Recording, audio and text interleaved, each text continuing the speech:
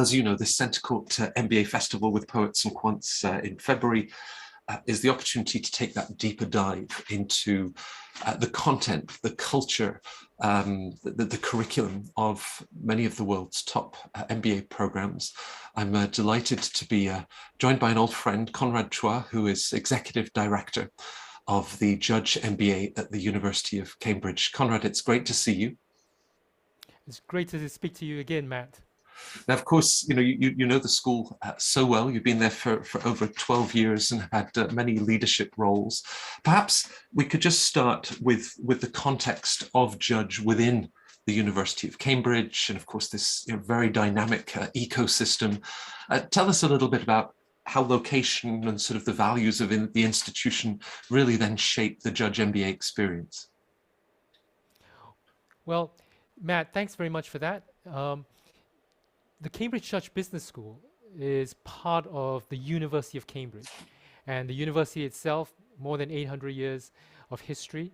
It's got tremendous record of excellence in many different areas, marked a lot by that kind of research excellence, but also always guided by what is the impact of the research on society.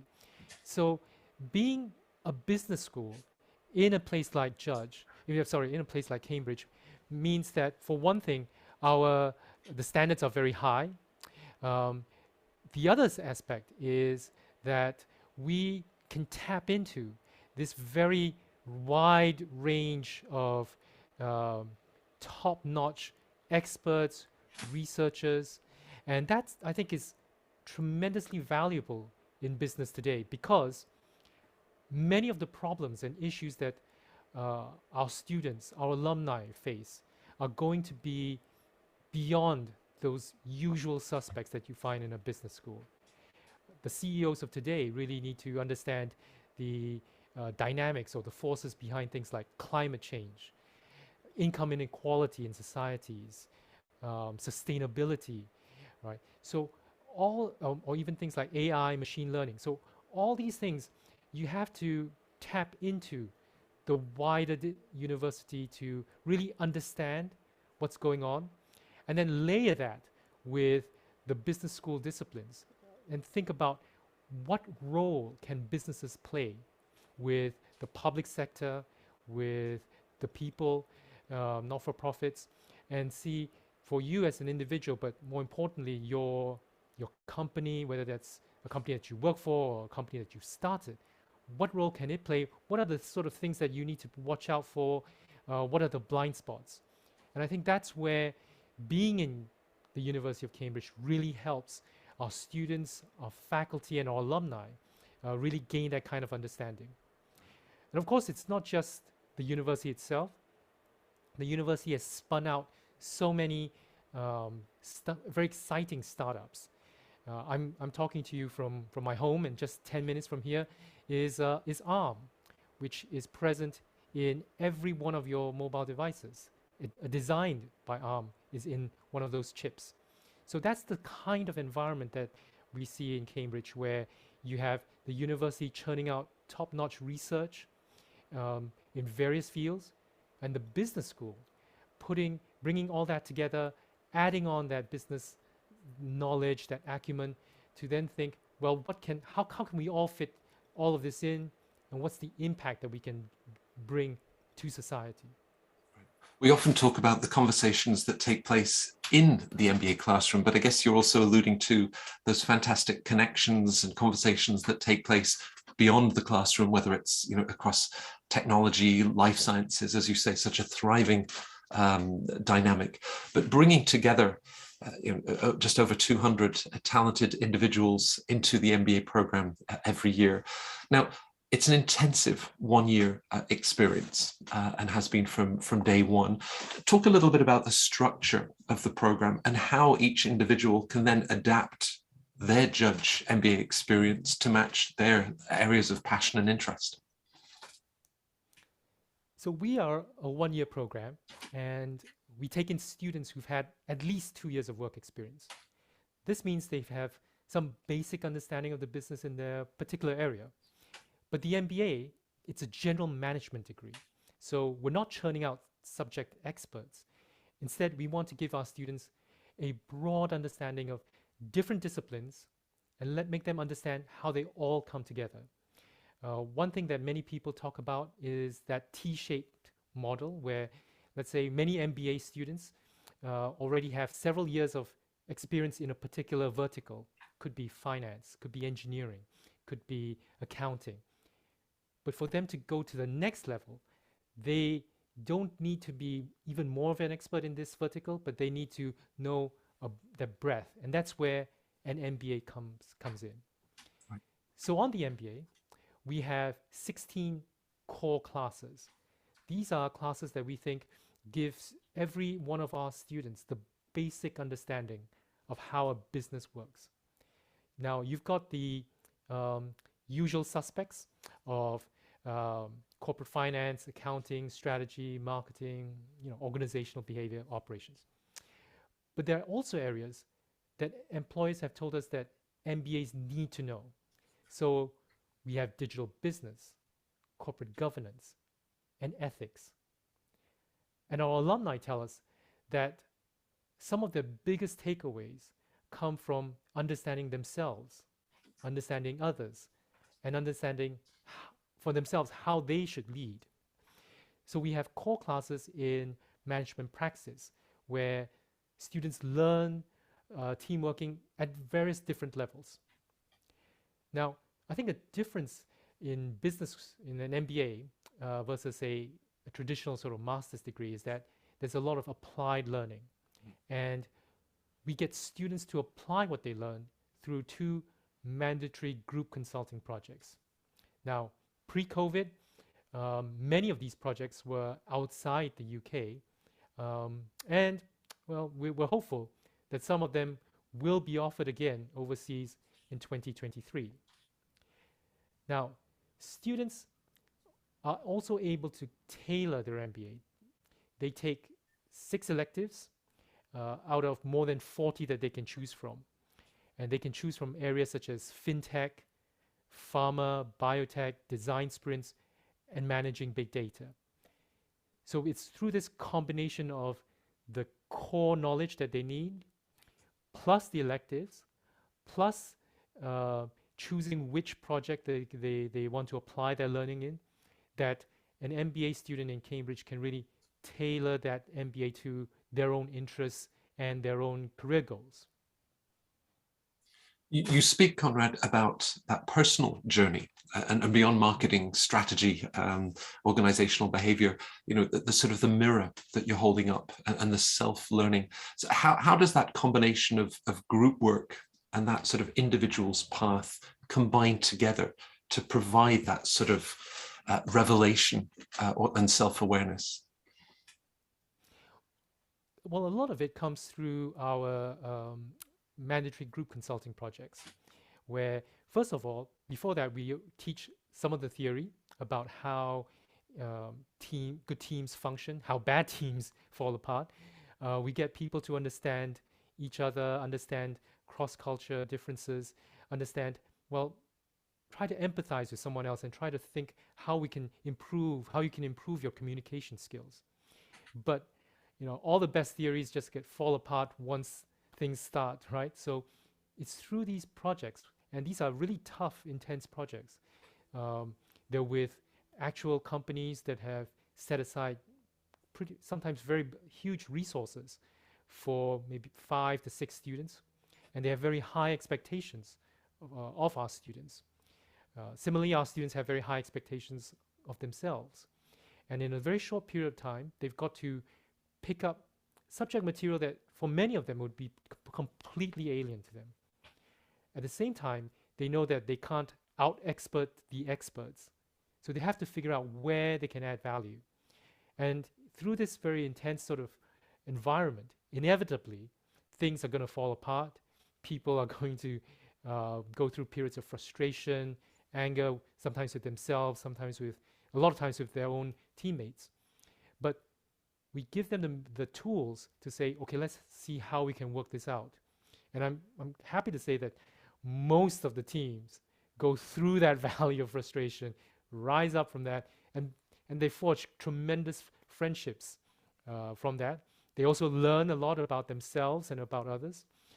Even those who just end up being, never wanting to speak to each other again, for them it's also a valuable, if a bit painful learning experience, where they usually reflect back and think, oh, these are some of the things that we could have done better, right?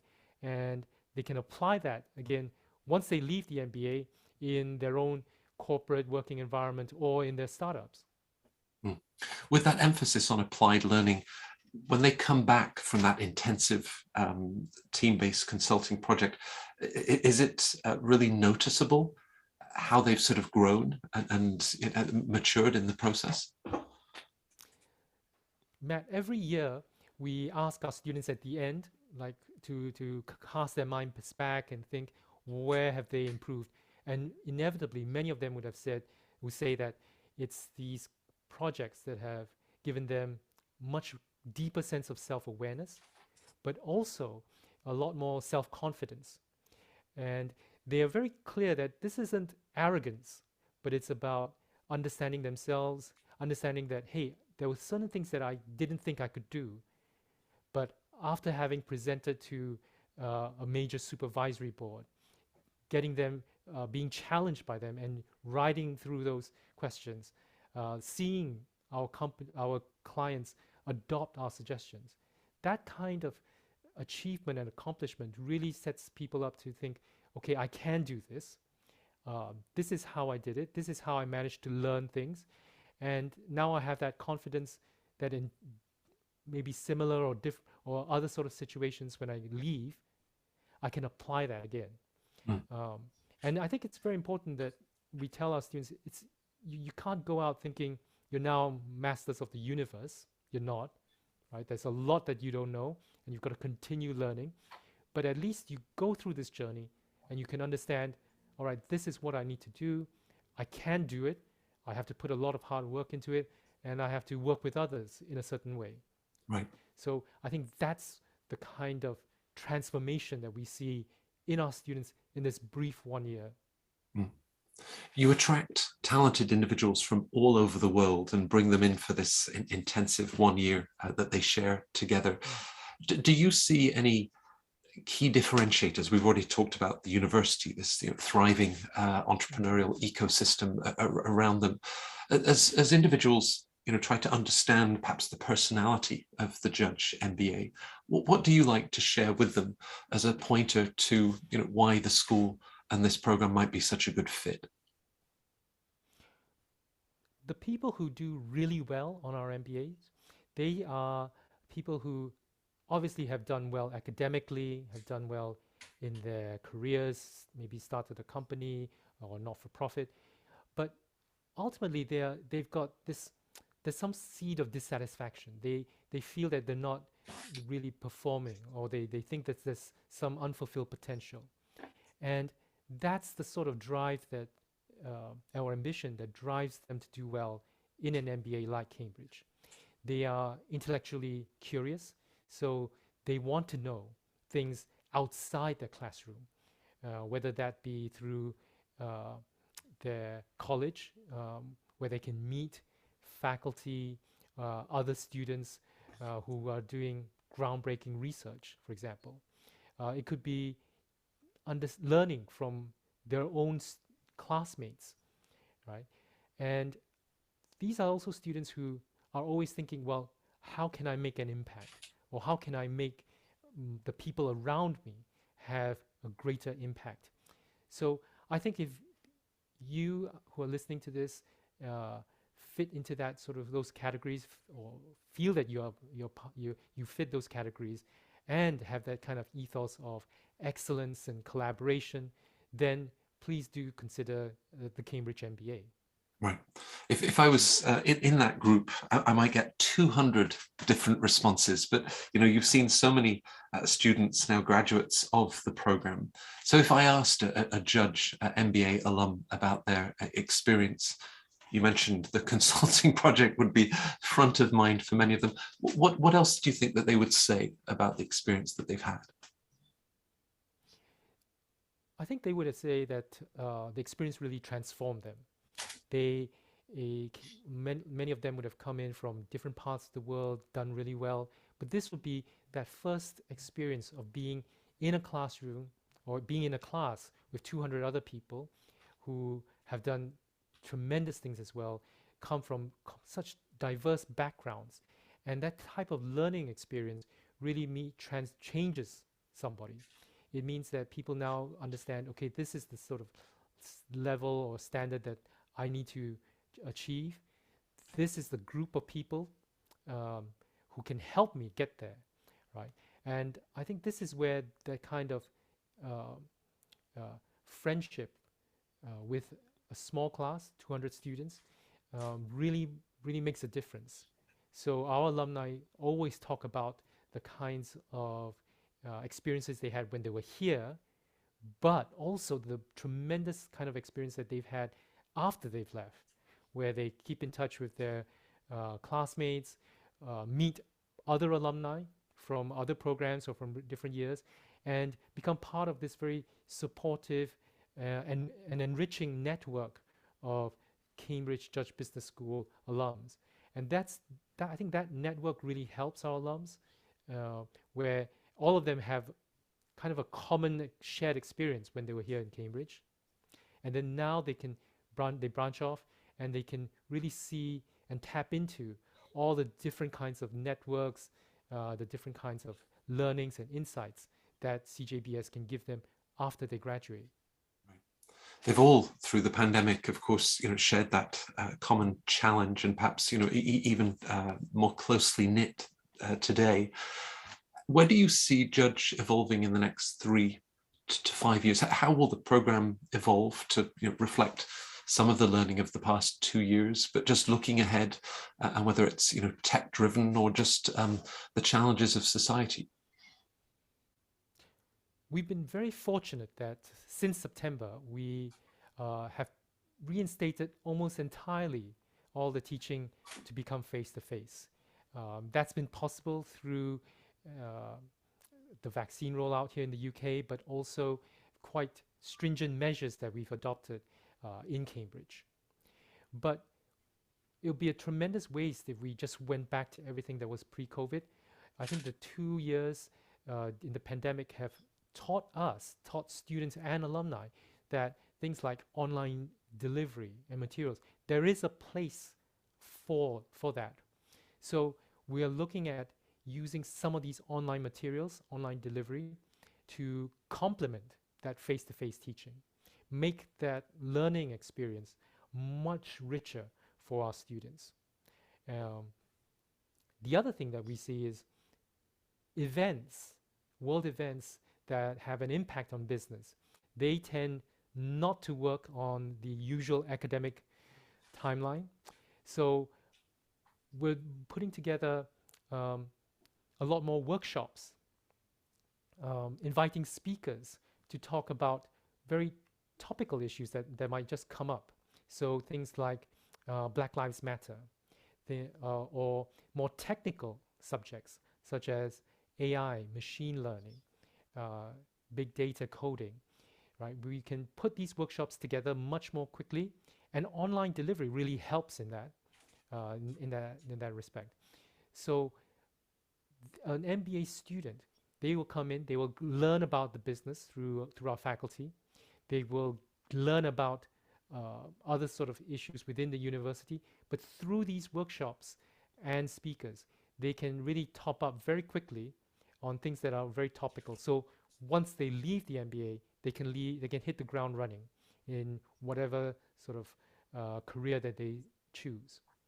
And I think one last thing is that, again, with these growing acceptance of online delivery, that's also extended to our alumni.